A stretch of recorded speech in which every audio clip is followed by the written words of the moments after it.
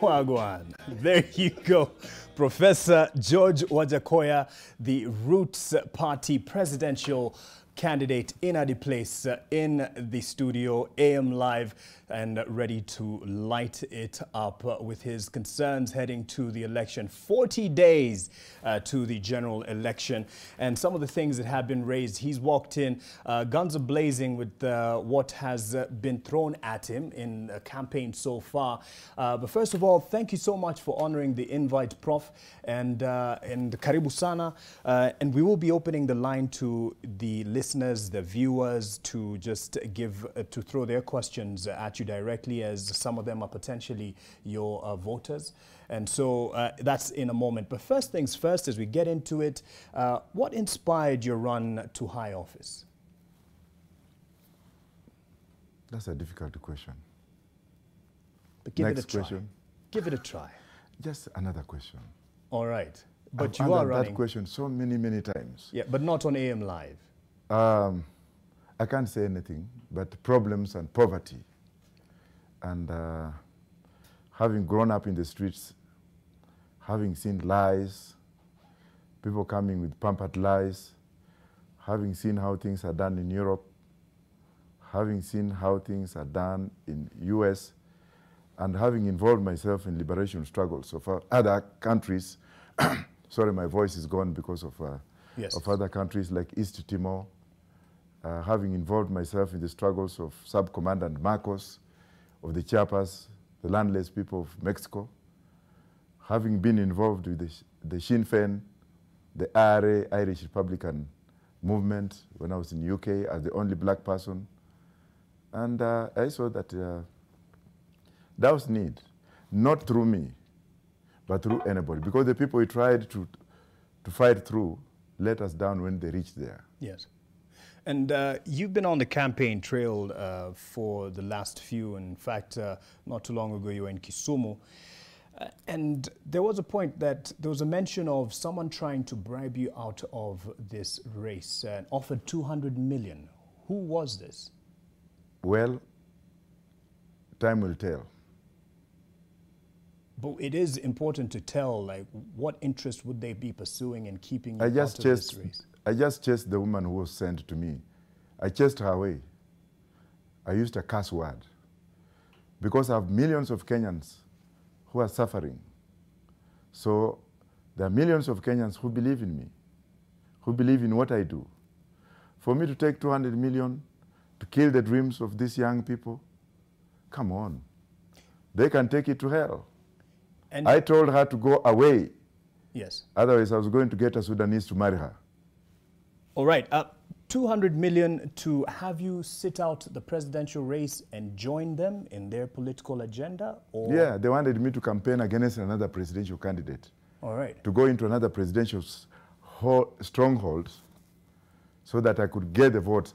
I want to pumbafu sana. They think I don't have the audacity of winning this election, must now be termed true as a spoiler.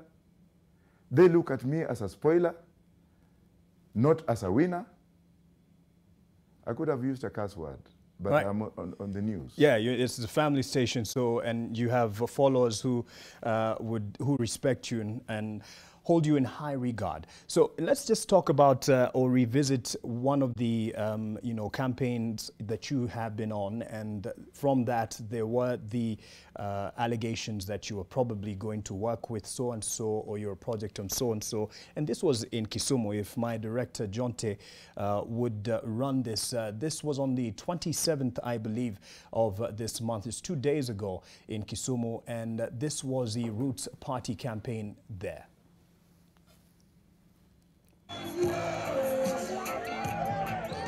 With Roots reggae tunes blaring from a public address system, the Roots Party presidential candidate did not need any introduction when his campaign caravan arrived in Kisumu. First stop, the Juakali area where mechanics in their hundreds turned up to receive his entourage. Speaking in Luo, Professor Wajackoyah disclosed that he had forged a game plan with Azimio presidential candidate Raila Odinga that would see them form the next government. Sasa mimi nasema hivyo manaka kwamba amenituma akaniambia nyati unwan diadi anyi imeti wote kama kisa chopokaja dichunkani. Hata kwamba amekubali agwamba wachanani jogeze chake gise chamo mwandu ne gise mae gise tere jela koro se keta kacha to dira mena mosmos kase chopokaja to gwambore kama. Wajackoyah, who was calculative in his messaging, chose not to hit out at Raila, but instead went for the Deputy President William Ruto's neck. Wenye wameiba pesa Kimoror, wenye wameiba pesa wananchi, ukiwa China, ukiiba pesa ya wananchi wananyonga wewe, ukiwa Japan unajinyonga mwenyewe, ukiwa Amerika unafungwa je, lakini ukiwa Kenya tunaenda bunge. Hawa Jokoya wote watolewe, waizi wote nyongeni hao. Asante. The Roots Party leader also said that a win for Raila or himself would be a victory for the entire Western Kenya. Mtakuwa matajiri wote. Kila mtu atakuwa na bangi ya kutosha, ajenge kanisa yake, ajenge hospitali yake, akiwa kilala kuanzia asubuhi mpaka jioni. Professor Wajackoyah was visiting Kisumu for the first time since he launched his presidential bid a day after he held multiple rallies in Kakamega, Bungoma and Vihiga counties. Also promised to deport all Chinese nationals working in the country, accusing them of grabbing jobs meant for Kenyans. Okukusa, NTV.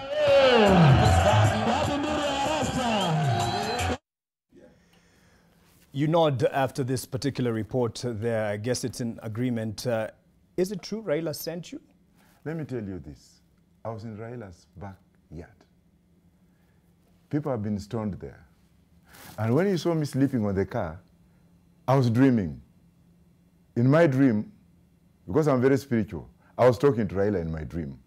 I was asking him, do you want me to die in Kisumu? Because this is Kondele. Ruto was stoned here. Do you want me to die here? I've never spoken to Raila since I left UK until 2-3 years ago when I met him with Junet Mohammed, just when I was passing by in Serena. Therefore, when I was asking him, I'm in your backyard, what do I do? And in that dream, he told me, I'm pushing you to be the president. That's why I said, they come. Just go there, I will be. Yes, what's wrong with that? So when I meet Ruto with his wife, Rachel, when I met Ruto with his wife, Rachel, and Olga Karani for lunch, which was actually organized by Olga Karani some years ago at the Intercontinental, at the New Stanley, was that meeting Ruto to support him? When was this? That was some years ago when Ruto wanted me to represent him at The Hague. Was that an issue? But this was way before that was way this back. particular Now for this one, let cycle. people also know this. When you have to read the 48 laws of power, if you have not read it, I can give it to you. You also have to read a book known as Controlling Common Sense. You also have to know that you have to apply intelligence and logic wherever you are in a place. You also have to know that when you're a soldier commanding your troops and you go in an enemy territory, you have to use any other means to get out of that alive. So Therefore, basically, with the 48 laws of power, you didn't want to outshine the boss, right? Well, India. Yes, you don't outshine the boss. Like now, Uhuru Kenyatta is my boss. Even if I differ with him, when I see him, I'll say, Your Excellency, how are you? That's the kind of nature we want. What about if I go to Eldoret and I say the same thing? What will people say? I am the underdog in this campaign. I go to Kisumu. I have to use any other means. You know very well that I've been branded a project by either side. Are you a project of Raila himself is a project of the government. Ruto himself is a project, and I'm a project of the people. Not of Raila Odinga. How? But you said he sent you. Or that was just that was the dream I had when I was sleeping on that car. Yeah. Or you were daydreaming? Yeah. Okay. I was sleeping there to ask God, are these people going to stone me here? Oh, Lord, have. And Raila came in my dream and he said, just go and say like this. Amen. Even if you go to Hallelujah Church, you'll see pastors saying what? God has told me. They're lying, but I was not lying. All right. Away from the dreams, let's look at the strategy that you're working with, the Roots Party. And there has been a lot of popularity that has picked you being a talking point for many. And even with one of the latest polls, TIFA, you came in third at 7% in terms of popularity after Raila Odinga and after William Ruto. Much as the InfoTrack one that was done before didn't have you anywhere featuring, but TIFA poll had good things to say about you. And this was actually last week. So what is your strategic, strong voting base looking out into the electorate? First of all, I don't believe in those polls. They're doctored. And that's why I say that once I take over power, we shall review those foreign companies that come to mind money in Kenyans. They don't even tell us or alert us. But TIFA had good things to say about you. They are not good things. I can't be 7%, I could be 75%. I'm not a donkey. Well, I'm a donkey, as they say, but I'm not third class. They are putting me in third class. I will defeat Raila and Ruto combined. So they cannot come here and say 7%. Those Muzungus and those people who are leaking Muzungus, whatever have you, to go and do those things, I'm putting them on notice. I'm more popular within my set than being given 70. So you want me to smile that I was doing it well? Now, those are fake polls. All right. So and also, if you look at Raila having 50 and Ruto having 25, don't you see there is something wrong there? These two have always been very close. Either one defeats the other one with 2 or 3. How comes that now it's 25? Those are lame duck. And on that one, I will agree with William Ruto. All right. So in terms of, because you say you could even win it or be popular with 70%, not 7%, in your calculation and your strategy, who's your strong vote base? Because we're looking at 22.1 million registered voters. Who do you feel will back you up? NSN Kenyan. But in terms of converting it to votes? NSN Kenyan. Because if you looked at what happened in Bungoma, where I had 130,000 people, which was not covered by TVs, even local TVs. I called a local TV station, and they told me, you know, we have received phone calls from Communication Authority. Is it Communication? What is the name again? CA Communications Authority. Yeah, CA Communications Authority had already alerted some stations not to cover me. Bungoma was much worse than Kisumu, where everybody was sleeping on the road, standing at what have you on rooftops. I didn't call them. I just walked in and people came out. Kisumu was nothing. Review Bungoma first. Therefore, those people you saw there were from all walks of life. All right. And I'm not bragging. So it's all Kenyans, not just what people are trying, minions are now trying to say, oh, the youth. Come on, I'm 62 years old. Why would you associate me just because ati anaribia Ruto kura? Those are foolish people who speak like that. I'm a Kenyan. I deserve being voted for. You don't come here and underestimate me. And you know what they're doing? They're underestimating the power of the unknown. My God who works with me knows the answers, and I'm the next president of this country. All right. So you're talking about being able to win this particular race. So that means, in your view, you're taking this home. You're in it to win it. You're not in it for the kick. No, I'm winning this election. These stupid people are coming up to say, oh, atapewa pesa. I have enough money, my friend. The brain I have cannot be conjugated in anything. It has so many mindset here. That's why I don't even have a secretariat or anything. Everything is here, and I know what I'm doing. That you point to something I want to go to, because yes, we've heard a lot about Prof. Wajackoyah, and you've just mentioned you don't have a secretariat. What will a Roots Party government look like? Well, it look like, I mean, when you cross the bridge, we shall show you how our party will look like, because we don't speculate. Exactly. Yeah. And that is why, with the electorate listening, people who would be converted or would actually be really sure about voting for whichever candidate, they're listening to what their plan is. And you are quite radical. Will there be changes in the structure that we see right now in government? I'm changing everything, including sacking some of those ministers. They will go home, including the Minister for Internal Security. I'm sacking all of them. Of course, you'll come in with your own cabinet, but just outline how your government, if you come into power, would look like? What I know is that we are going to have a serious ministry for hub. And Gwada is going to be my minister for hub. The rest I cannot tell, because if you look at Ruto, he has his cabinet already. None of us is in there. If you look at Raila, he has taken the same minions. None of us are there. When you say none of us, who are you talking? People like us, people who belong to the world, people who belong to the earth, people who stay on the earth, people who have no hope, people who have no future. I've only mentioned Dr. Gwada as my minister for hub. The rest will look like him. Will you have an internal security, ministry or docket, foreign affairs? That's what we're trying to we shall make a decision, because we are also going to review the constitution, and we're also going to look into a lot of things that have gone wrong. If you look at what we do when we are choosing people, especially like when we are looking at candidates to run on the Roots Party, we rejected 90%. We'd rather walk in without candidates, because it's the responsibility of the party to look at Chapter 6. When I was running for MP for Tottenham in UK, after the death of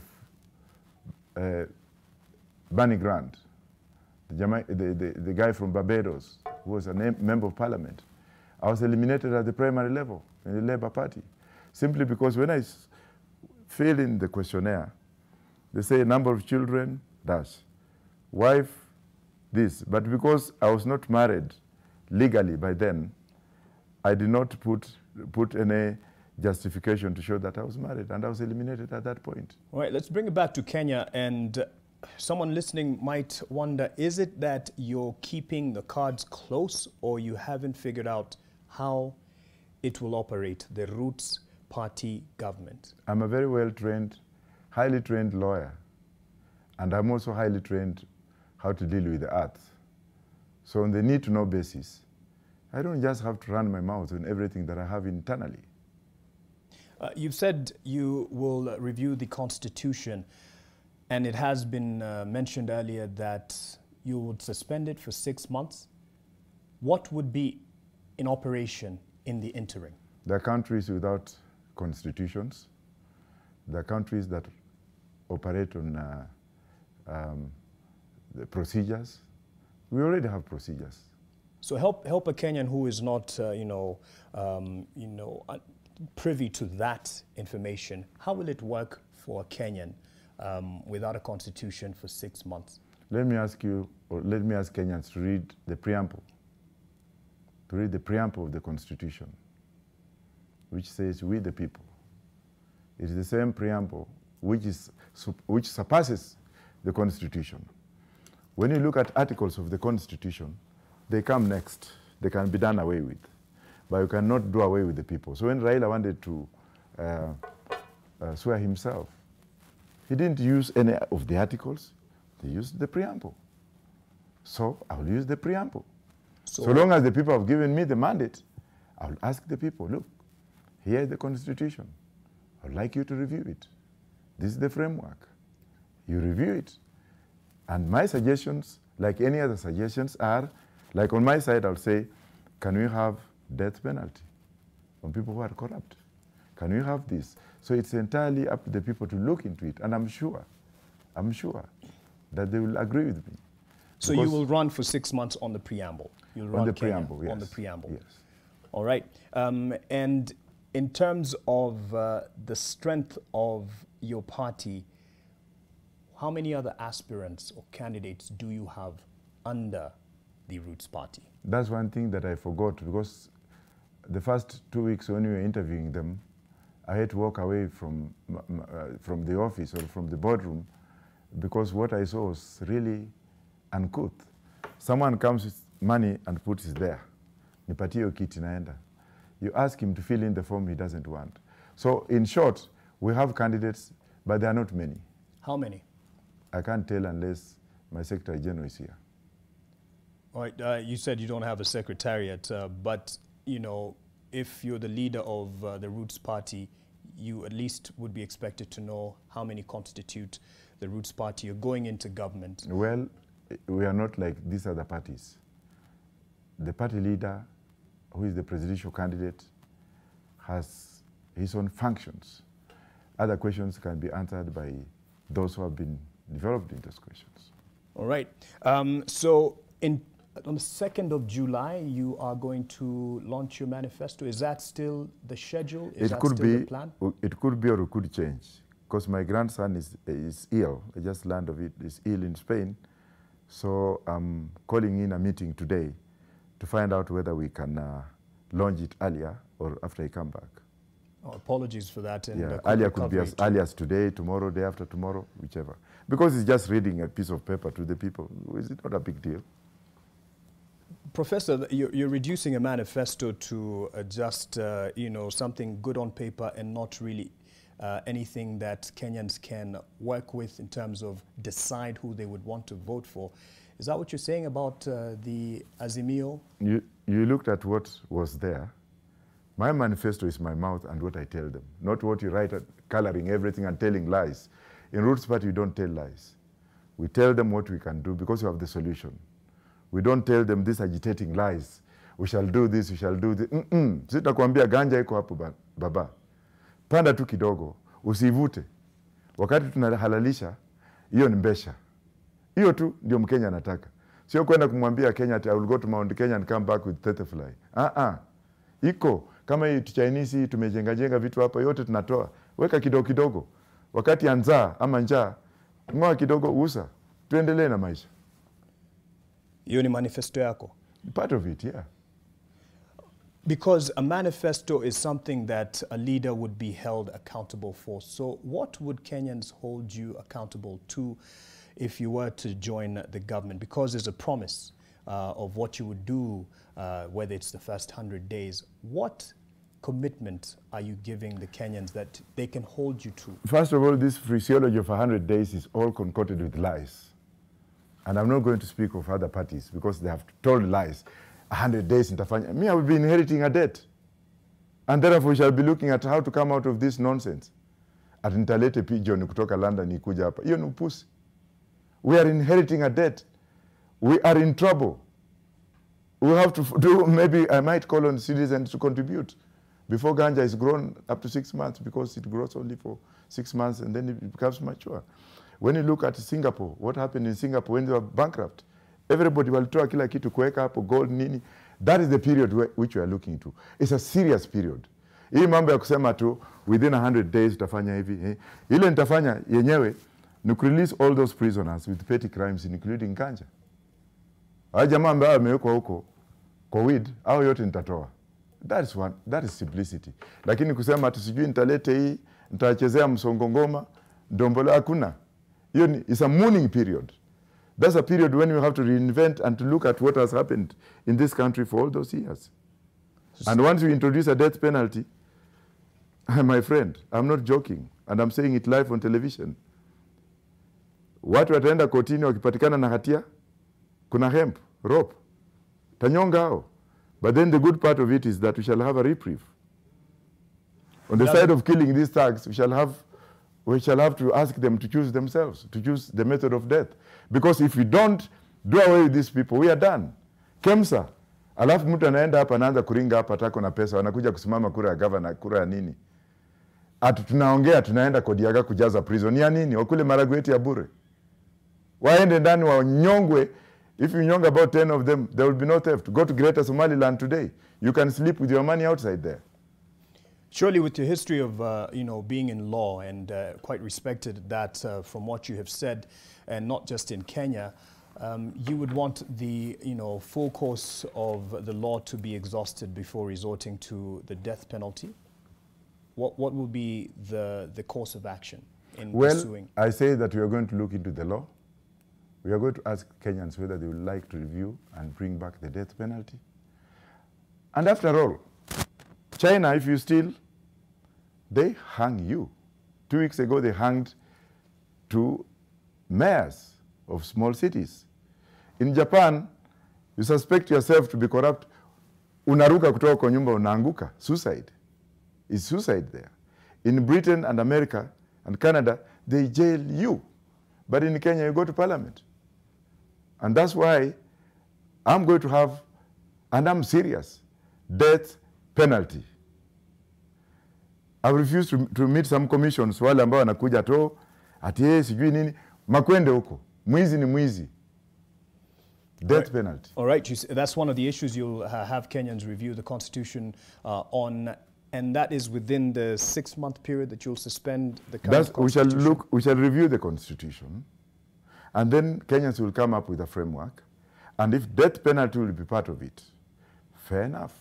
A process such as BBI in the review of the Constitution? Well, I'm not talking about BBI because I didn't like it.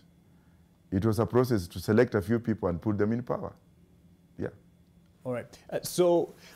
You will run the country on the preamble, and you're not giving away a lot on the structure of your government and what your game plan would be, whether it is your manifesto. Are you winging it? Am I? Are you going to be winging it? What are you asking me, my friend? Did I just join there to joke? I've been in so many law schools. Did I go there to joke or to graduate? I mean, you certainly went to graduate going by your credentials. Why do you people, including yourself, doubt me? Because you when you're asking me, are you winning it? Winging it, winging it. Winging, oh, winging. Are you winging it? Because you're not talking about... Can you explain? You know, I went to school, but I'd never heard of that word. What's winging? Oh, just giving it a try. Let's see how it turns out. That's mediocrity. But I never try. I have children. When I went with their mother, boom, mtoto ametoka. Nilienda kutry, ndio mtoto atoke.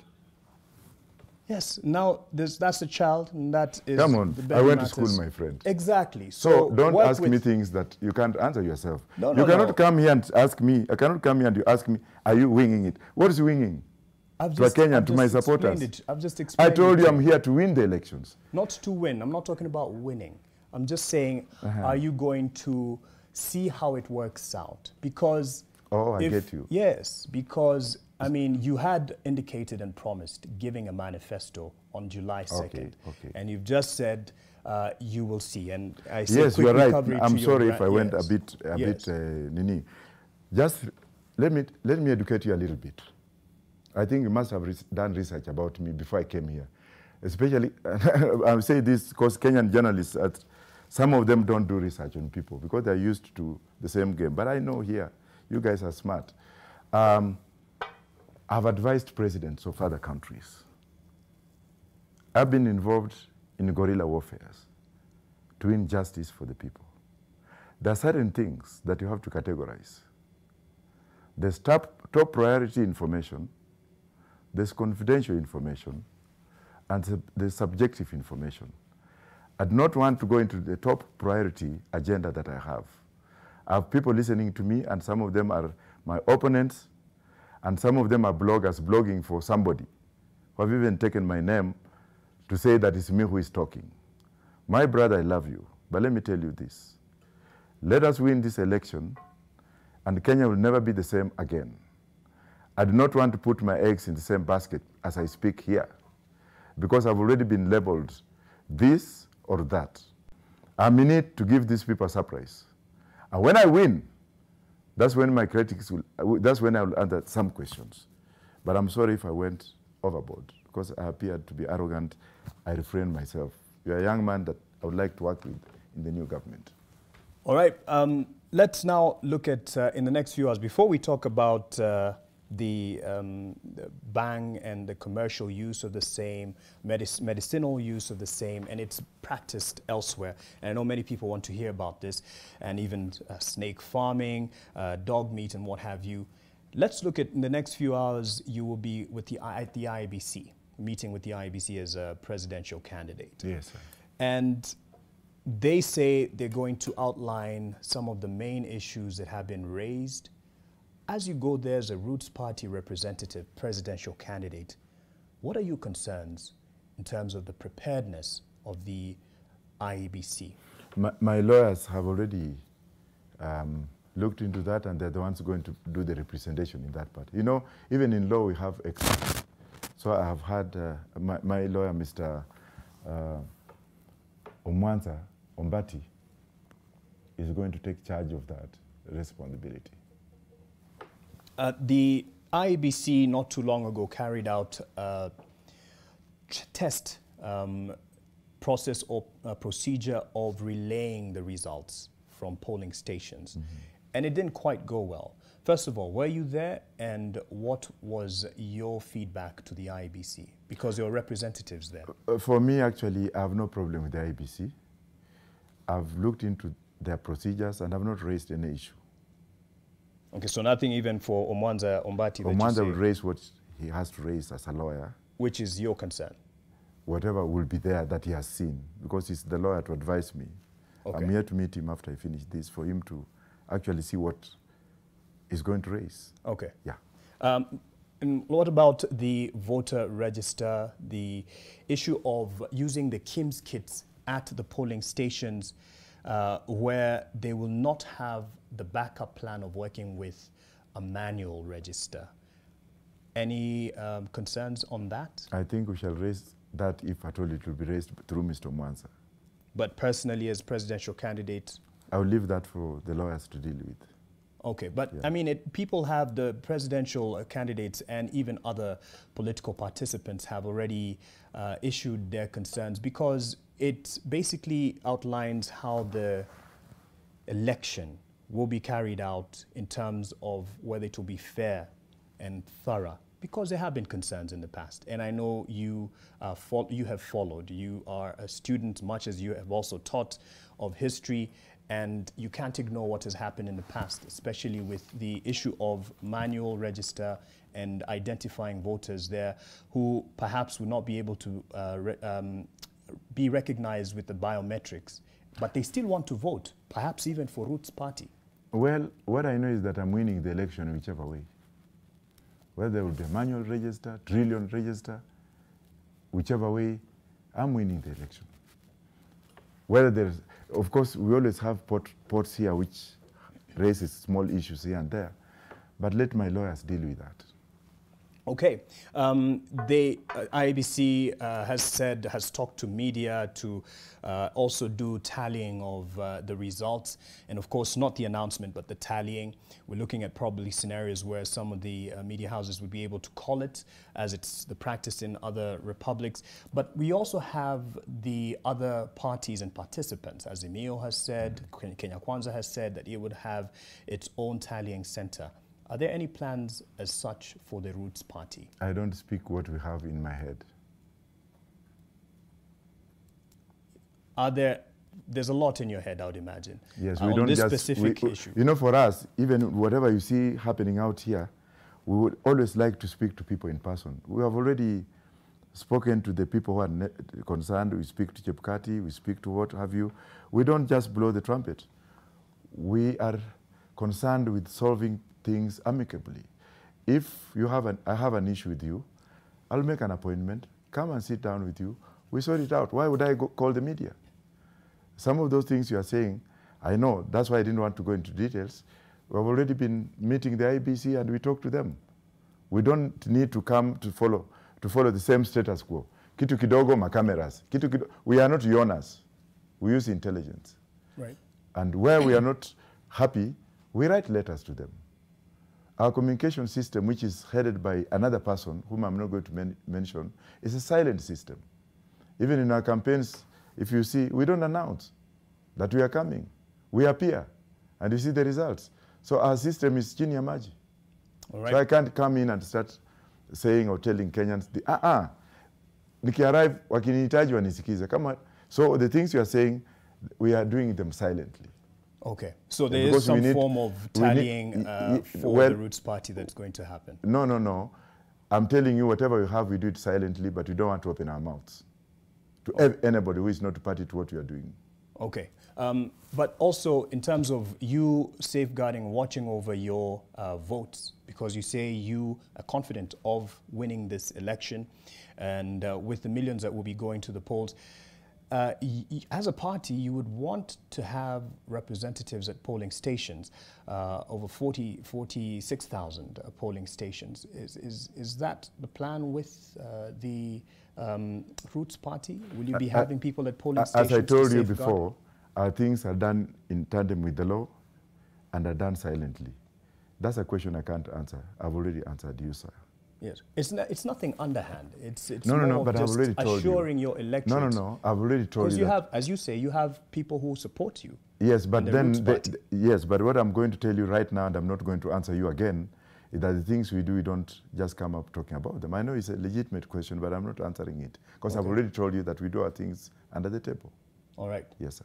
Okay, let's take a deep breath, and we'll be talking bang, we'll be talking snakes, we'll be talking dog meat, but also talking the church, because there have been some, concerns raised by the bishops, and Prof here will be responding on record here on AM Live. We'll be opening the lines as well for you to throw your questions to Professor Wajackoyah. The numbers will be here, and you will be able to call in. Just call in the numbers that we'll be putting on at the bottom of your screen as you follow this conversation, as well as online on Twitter, on our website. This conversation continues. We're taking a deep breath.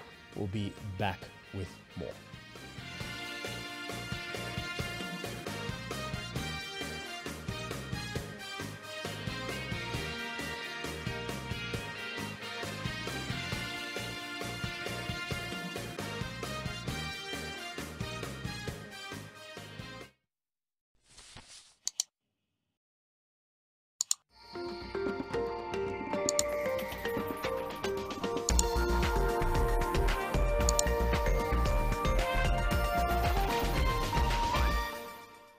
Download the M-Pesa app today to access M-Pesa Global Pay, a virtual Visa card that enables you to make global payments directly from your M-Pesa wallet.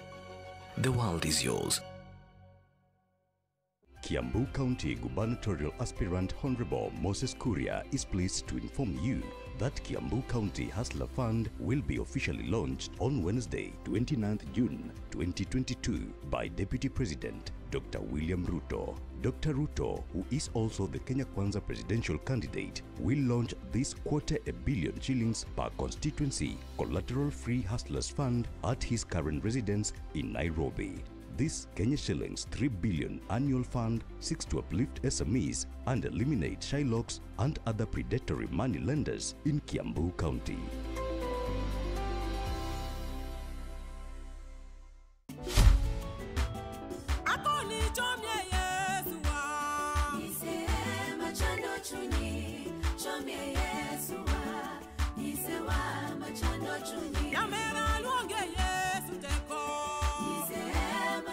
To get Chom Yesu by Christine Otieno, dial star 812 *799 hash. Skiza, non-nation. Lab Fund is a defined contribution retirement scheme for employees of county governments and associated organizations with over 60,000 members. We invite our members and sponsors to join us on our 12th annual general meeting on the 30th of June 2022 from 10 a.m. The event will be live on NTV and Lab Fund YouTube channel and Facebook page. Work, save and retire with Lab Fund. Over 15 million members are transforming Africa.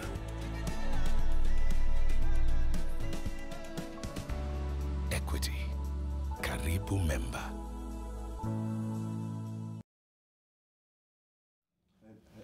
I watch you a lot. So, I'm fascinated with the way you...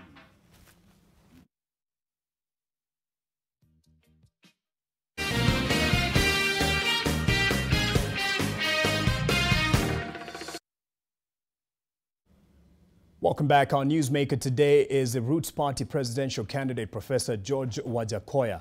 And he's a straight shooting candidate and has had a lot to say, and many people have been talking about him. And yes, high on your agenda, Professor, has been marijuana. Is this your priority in sorting the most pressing issue for Kenyans? Yes, sir. When you look at development, you'll find out that most countries are moving into supersonic economic power. Canada recently manufactured its first marijuana plane, a plane made out of fiber. If you see all those drones that are used in war zones, they're all made out of fiber which comes from marijuana. If you look at the monies that we carry in the pocket, the monies, let me just show you, if you don't mind. All right. This one. It's 1,000, yeah. This is made out of fiber, which comes out of marijuana. People didn't know this. Now, if you look at Canada, last year alone, they earned $486 billion US from marijuana. If you come to Uganda here, Uganda has made a deal with Israel. Israel, which is a holy country that has never done away with marijuana. Israel, which has used hemp oil for its healing purposes, which is made from marijuana. If you look at Malawi, the president of Malawi is a bishop of very high standing in the United States. Recently, he asked Malawians to uproot tobacco to replace it with marijuana. If you look at Zimbabwe, the president of Zimbabwe has legalized marijuana. Thailand, last week everyone in Thailand was given one stem of marijuana, 1 million trees, marijuana trees. Kagame has designated 350,000 acres to grow marijuana.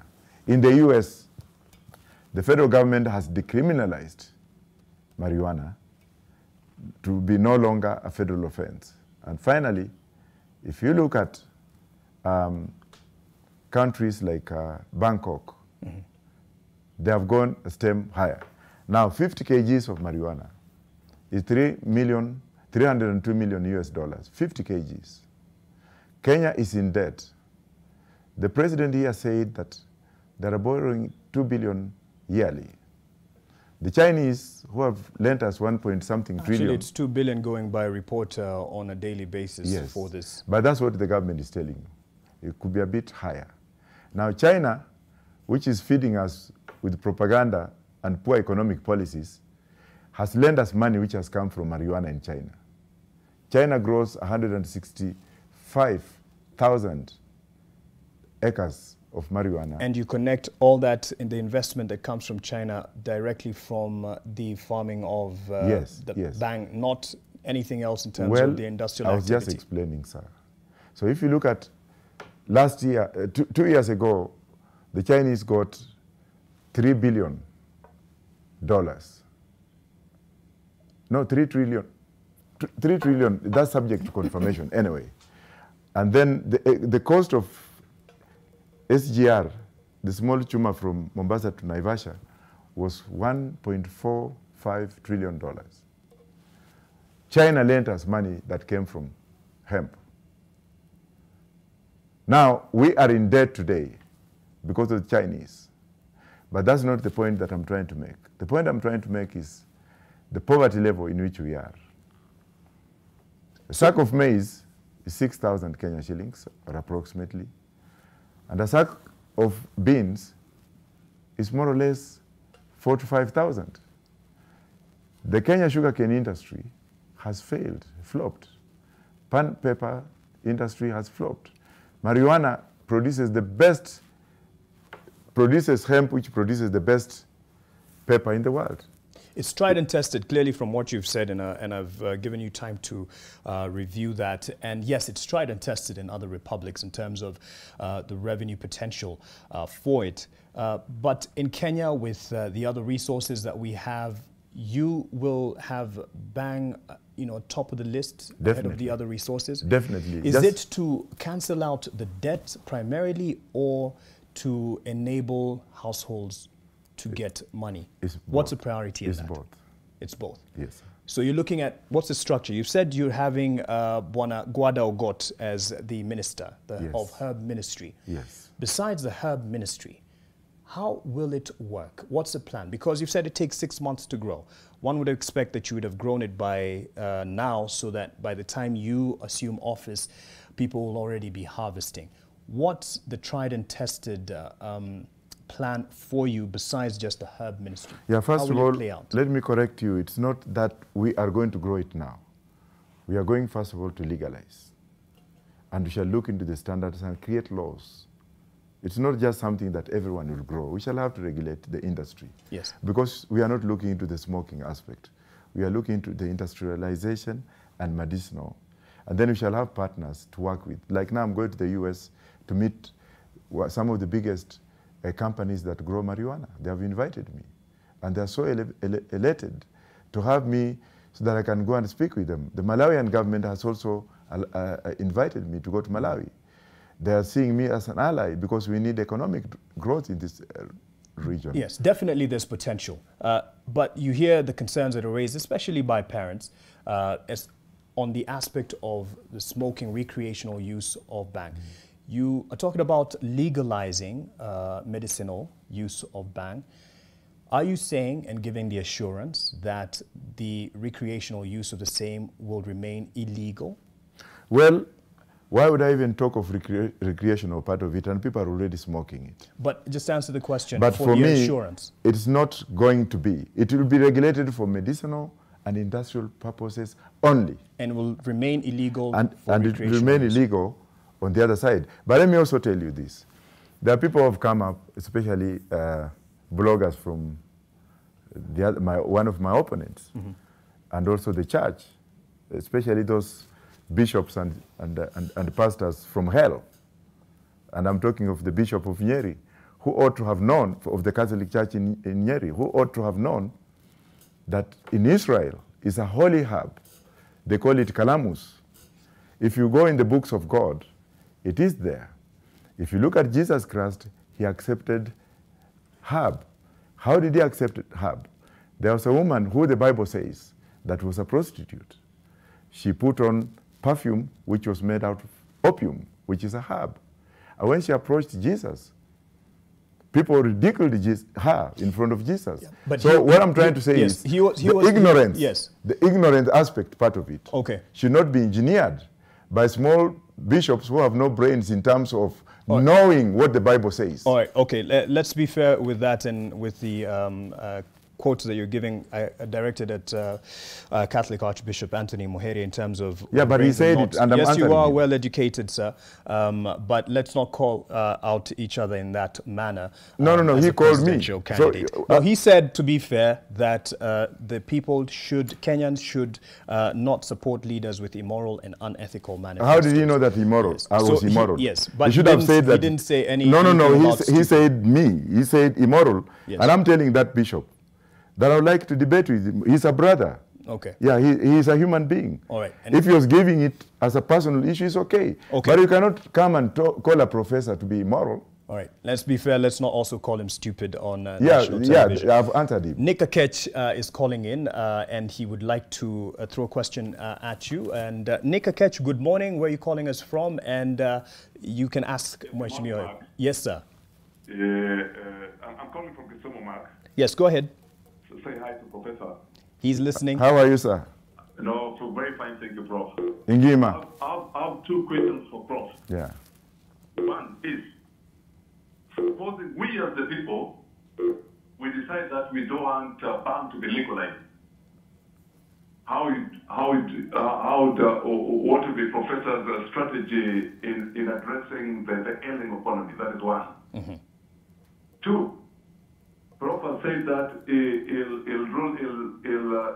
has a strong conviction to review the Constitution and rule on the preamble. What is this strong desire or conviction that drives him that he believes that the Constitution should be reviewed? All right. So much. Thank you, Nick. Go ahead, sir. Question number one, I will answer it. If people reject, then we shall take it from there. Should people say no, then we shall take it from there. Question number two, on the issue of the Constitution, we are looking into corruption.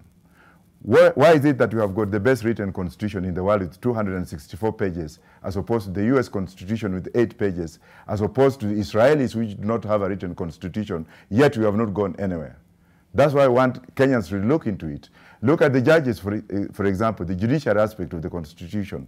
I want Kenyans to look into it and find out why cases in Kenya do not get to conclusion, whereas cases in other areas, especially the Chicken Gate case, is still pending here where it has gone. So my conviction is, can Kenyans look into these various arms of government as per the Constitution and find out what has to be done and what not have to be done?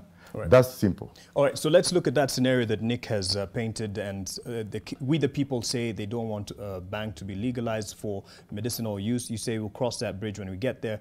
But what will be your economic game plan or fallback plan? Because you seem to have pegged a lot of hope in this to lift Kenyans out of the doldrums. Kenya is a beautiful country. We don't need to talk a lot. The issue of marijuana is related to the debt issue. But when it comes to other domestic kind of economic policy, we have agriculture. Kenya's got 7 climates. You can move from one climate to another climate within 30 minutes.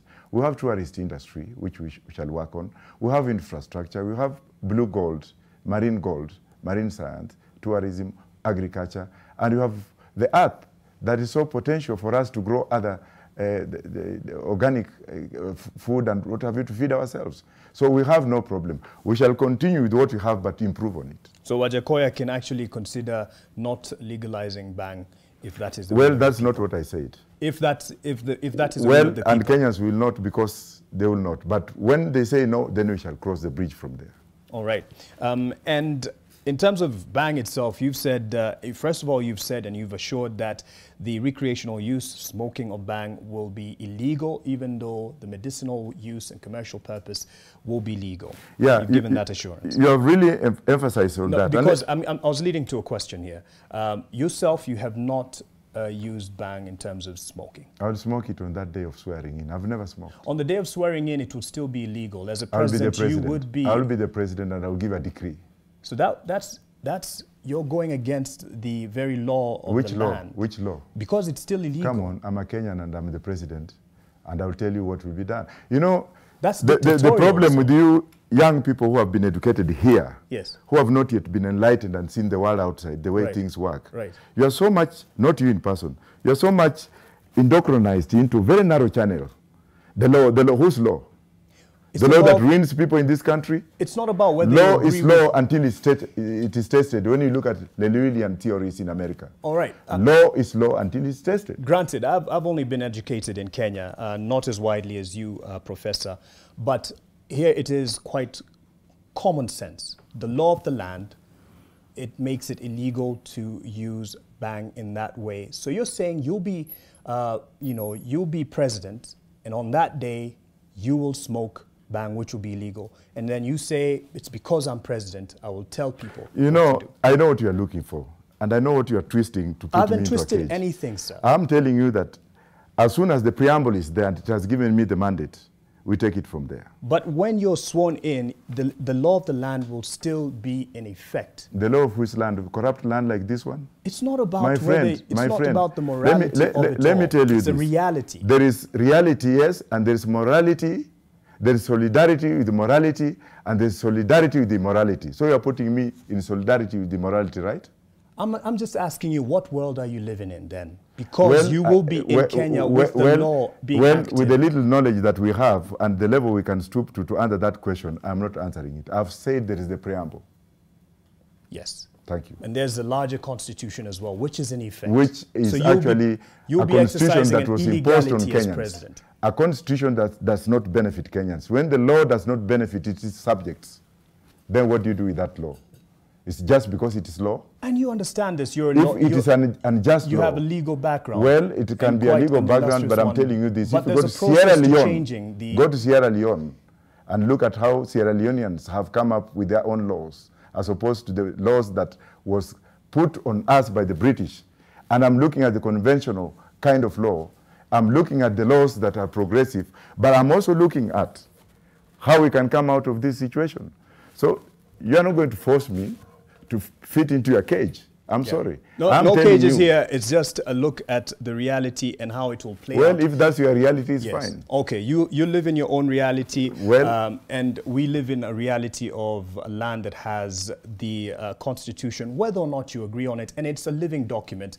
It is open to change over time. What is a living document in your perspective? What is so what important with a living document that is so concocted, convoluted by men and women who went to America, Britain, South Africa, copy-pasted and put here and put problems on Kenyans? Who is enjoying that law? It may not be the best document. No. Who is enjoying that law in this country? It may not be the best document, but it is a structure. Is it not the rich that are enjoying that constitution and people are languishing in poverty? That is up to somebody being arrested with one roll of bang and being thrown in jail for 40 years with a fine of $63 million shillings. Come on, we don't want this stupid law. Yes. We have to revamp it and find out how we can work with it. I'm not going here to put Cerelac on my mouth to be telling people the law of the land. Yet people are suffering. People are incarcerated. The same law is used to do what? And let me ask you one question. How is law made and for whose purpose? Who makes the law? It is for the people. But who makes the law? It is for the people, and it is active. So let's not get into that. I'm just telling you, sir, because how it sounds is you will be going against the very law that you'll be ruling the land under, whether or not you are going or hell-bent on changing it. There's a process, and we could go on about this, and you know this better because you have the legal background and are a professor in many regards. So it's not about the academic argument about it. It is about the reality of it. But Kenneth from Bomet would like to ask you a question. Kenneth, good morning. Where are you calling us? Actually, from Bomet, yes. Good morning. And throw your question to Professor directly. You're not in Jamaica. You're Kenyan. Go ahead. Kenneth who? Kenneth, could you start again, please? What's the other name of Kenneth? Hello, Professor. Yes, Kenneth. Hello, Professor. Yes, sir. I'm Kenneth Jairo, Professor. Thank you, sir. I'm Jairo Kenneth, Professor. Jairo, thank you. I'm calling from Bomet. Go ahead, Kenneth. Nataka nikuulize maswali mawili tu bwana Professor. Yes, sir. Uliza. Nataka nikuulize maswali mawili tu. Professor, wamesema ya kwamba unataka kuidhinisha bangi iidhinishwe katika taifa la Kenya. Kitu kingine, wamesema vizuri haujawahi vuta bangi. Na hujawahi vuta wewe mwenyewe bangi.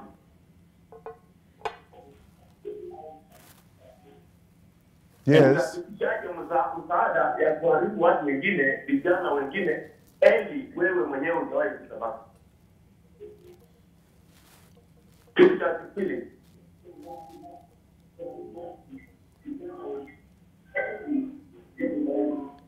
Kitu kingine nataka nikuulize Profesa. Endelea Kenneth. Your son and daughter.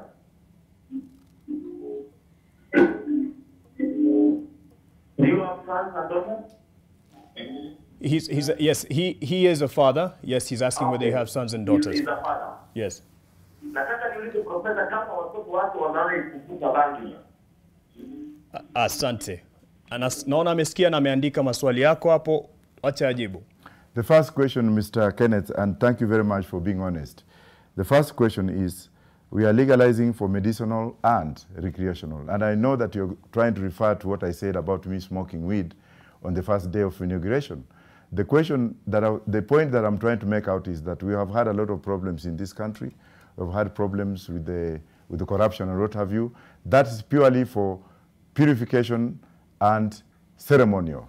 But when it comes to the question that I've answered, I want to answer you with emphasis. Kwamba is for medicinal and industrial for purposes of repaying our debt. Secondly, yes, I have children, and what they do is part of their business. My kids are born. They were born when I was in exile. If my son wants to smoke, he can smoke. If my daughter wants to smoke, he can smoke, because it's up to them, because where they are, it's illegal. Thank you. All right. We've spoken about the Bangi issue, so let's snuff it out for now, because you've spoken as well as about some of the Roots Party revenue streams that you would project. And you've spoken of snake farming and also the sale of dog meat. Is there anything else besides this before we get into the details of that? Well, I've also spoken on infrastructure for and employment, the working conditions. I've also spoken in terms of moving the capital to Isiolo. I've also spoken in terms of moving a country into 8 regions, regional governments, inter-regional governments within the country. I've also spoken in terms of the Muslims being given a Friday, just like it's done in Islamic countries. And there are also other things that I've looked into. Yes, and you've spoken there about the holidays for Muslims, but you are on record saying that Rastaman, Mrasta, oh yes, Rastas, atakuwa na holiday kila siku. If they wish to. If they wish to. Because they are a minority who must be given a preferential treatment. They are a minority. I mean, but in terms of them working and they participating in the economy. They can work, participate in the economy, and they can choose to work whichever day they want, within the framework that we are trying to build. Doesn't that go against the economic model that you would have in terms of getting us out of the debt and the poverty that if we are so rich, why would you be working when you are rich? And that's my aim, is to make every Kenyan to have money in the pocket. And therefore, work relations will only be for a certain period of time. When people have money, they can now restructure the economy, and we can move on with modern economic infrastructure. And what inspires the proposal of having a 4-day working period and 3 days of rest? Yeah, what actually happens, and Belgium has actually legalized what I've said, is that when you have 4 days a week, we work 4 days a week, okay, in an open economy, 24 hours, day and night economy, then we shall also move into the shift format, where people work for 8 hours. And let me say you start from 8 to 4, then somebody comes in at 4 to 11, then from 11 to morning. That means that instead of having one person to work, we shall have 3, which will increase employment. Now, when it comes to Friday should be dedicated to Islam, Muslims, to have their holiday. But also it's up to the employer-employee relationship to have 1 day off. Okay. And we have actually zeroed on Friday, so that those who work in shifts, losing nothing, because initially people had misunderstood that people will just work and then be free on holiday. It's a continuity, it's a continuous process where people work in to streamline relationships between families, so that single mothers, single parents, people who would not have enough time to sit with their lovely ones, can also have time to re-energize and also plan ahead. Okay. If you look at the Seventh-day Adventists, for example, they have their day on Sunday. They don't have a day to rest, apart from maybe Sunday. They have their day on Saturday. They don't have a day to rest, so they can take advantage of Thursdays. All right. Yeah. On the snake farming or revenue from, how exactly are you planning to make this work for Kenya? Yes, I've been in a country where snakes are rare and are rarely killed because of their venom. 1 gram of venom is $5,000. And you'll find out that multinational corporations have come in handy to lobby governments in the West to restrict snake farming in developing countries, and also to have a monopoly in snake farming through some kind of companies, especially like in South Africa. Venom is the most expensive, it's more expensive than gold, because snake bites can only be healed by venom from particular species of snakes. Right. Therefore, if we have to look into that as an area to generate revenue with the modern technology, then if we find out that we can have $1 billion business in a year to sustain our economy, as well as to to pay off our debts as another source of income. Therefore, the meat that comes out of snakes is eaten, and I'm told it's a delicacy in China and Southeast Asian countries. We can export that to China to alleviate our debts. And at the same time, we can use snake skins.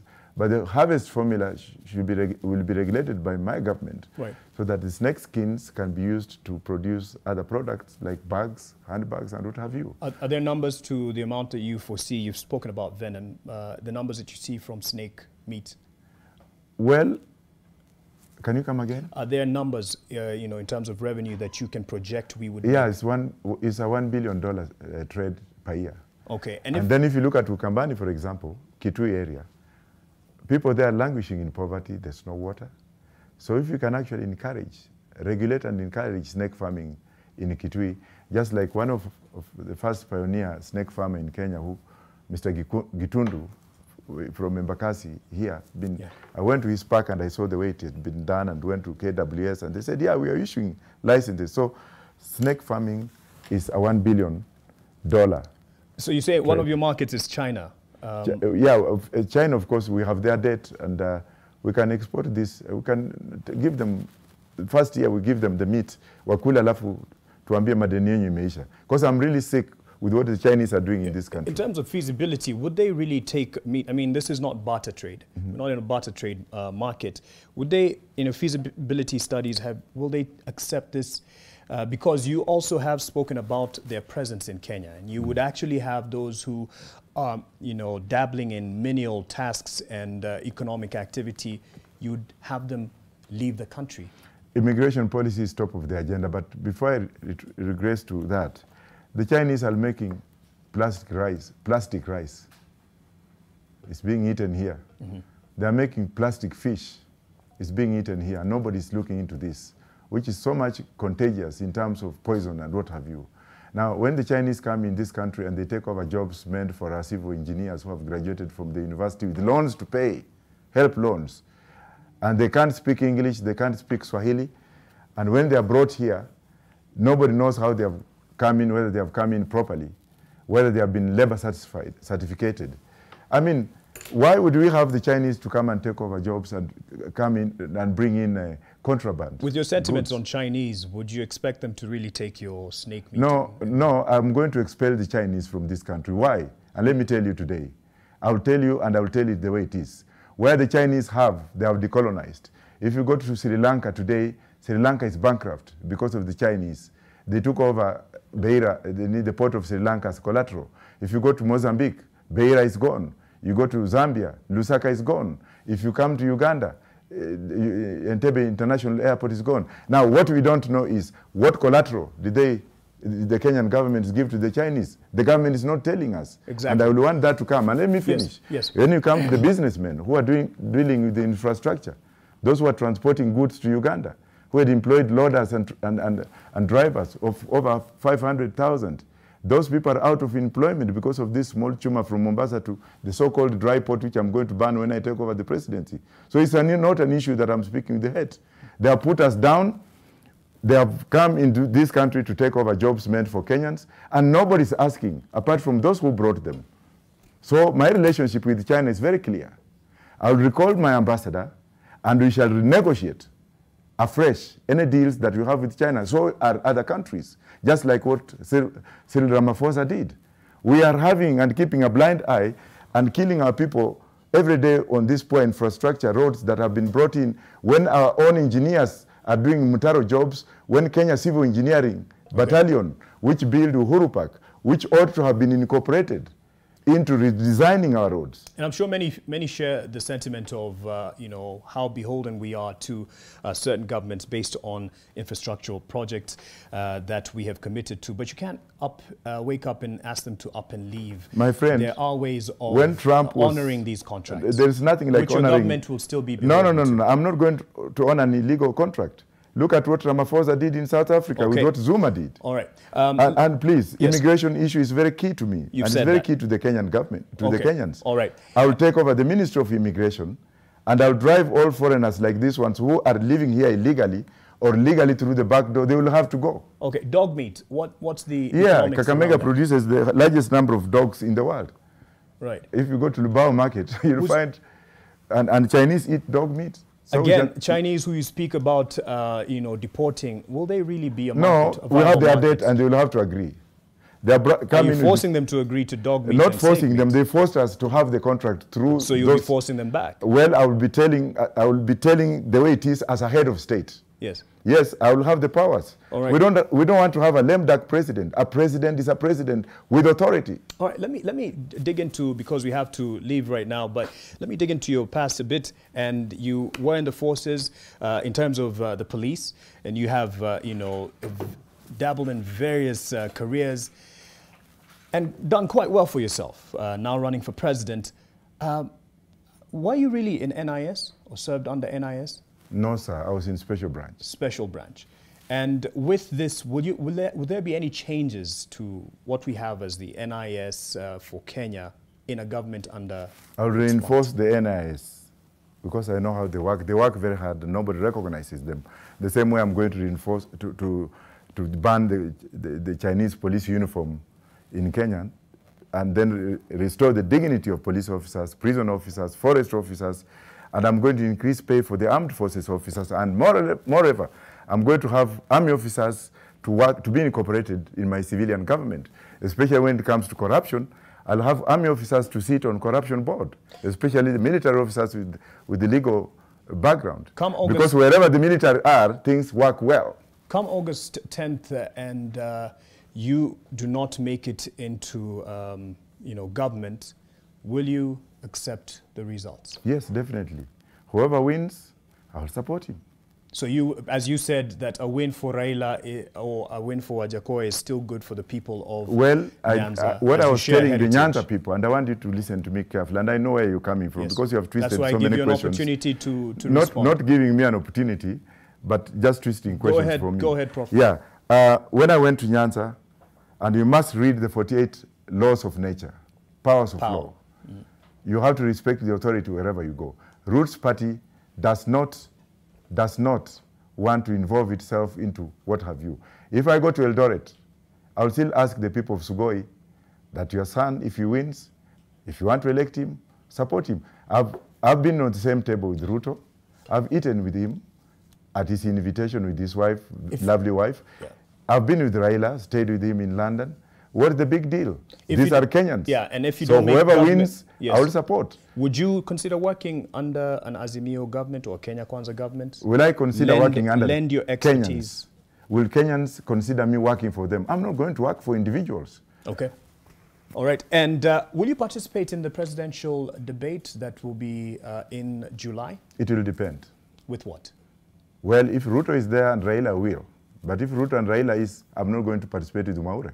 Okay. Yes. All right. The Prof has spoken, and he's now headed to meet with the IEBC that have asked the presidential candidates to meet them and talk about the preparedness for the exercise that is the general election. And we appreciate the time that he has given us.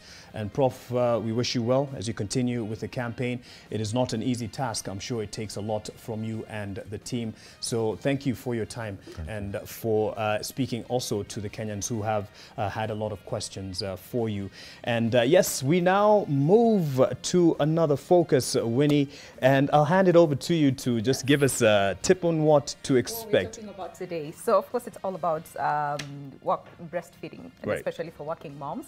And I want to ask, you know, Prof. The Roots Party. Yes, I have a question for you. But of course, we all understand the workplace breastfeeding policy, and especially for working mothers. And one of them is at least every workplace to have at least 3 months paid leave for all the mothers. So are you looking to revise some of these policies and just make sure, because we're promoting exclusive breastfeeding for 6 months. So are you looking to revise some of these policies, maybe extend that to 6 months, 9 months, and paternity leave for that, like Mark here, get like 3 months? Thank you very much for asking that question. Women are on top of my agenda. Okay. I grew up without a mother. I grew up as a street boy here, and I feel so bad. And if, as a matter of fact, also there will be penalties for men who beat women. And I will also have special... What sort of penalties? Well, don't worry. Let me just finish. And I will also have special police stations to man gender violence. All ran by women, especially when it comes to domestic violence. Whoever wants to not vote for me because I've said that, it's okay. Women are our mothers. They carry us for 8 months in the stomach. We bite them while we are there. We make them have sleepless nights. When it comes to their mindset changes as per what's happening in their stomach. And the moment you are born, they TT us. We put marks on their TTs. They take care of us for the first 2 years. And then when we grow up, we start slapping them. Okay. There will be penalties for that. Okay. There will be no touch. Women is not go zone. Okay. Yes, that's number one. Number two, women rights. Women rights. And I'm not just speaking because I've chosen a young woman, Justina Wamai, 35 years old, with a husband, with a little kid. Women should be given a right to choose when they give birth. Okay. Because that's another employment, and they will be paid. Okay. Any mother who gets pregnant, the day she gets pregnant and there's scientific evidence to show that she's pregnant, we shall start paying her a stipend because she'll become now a state project right from the time she becomes pregnant. Right. So these are the rules and regulations. Will be there, but we want to take care of a mother right from the time of inception of a child, the time she gives birth. And we feel that we shall give them enough money because we shall have enough money from marijuana. Okay. Take care of their health care, regardless of whether they are working or not. That will be a prerogative of the government. Okay. And now, when it comes to men now wanting to have also the maternity, fair enough also, men will be given the same privileges, but women will be paid. Okay, so they'll be paid from the moment they're pregnant all the way until they give birth, the child starts walking, yes. Okay, all right. But then again, so how much time are you giving them? Maternity leave, are you extending? There's nothing like how much time am I giving them. Okay. No, like it's up to them and the doctors to find out. No, maternity leave, are you extending that to 6 months, 9 months? Well, maternity leave, 10 months? By the time, probably, and I'll work out with the people, my experts in that field. Okay. Definitely I will have to bring in Canadians who have taken women values very highly to help me to formulate the policy. Okay. I have a feeling that if a mother is pregnant, she ought to be given leave from the time she's pregnant. Okay, all right. And of course, the abortion law, I want you to comment on that very quickly. Yeah, the issue of abortion is very cardinal to the priests. And let them not start again biting me the way they were biting me stupidly when I was, what have you. Okay. The issue of abortion is an issue that I may not want to comment on.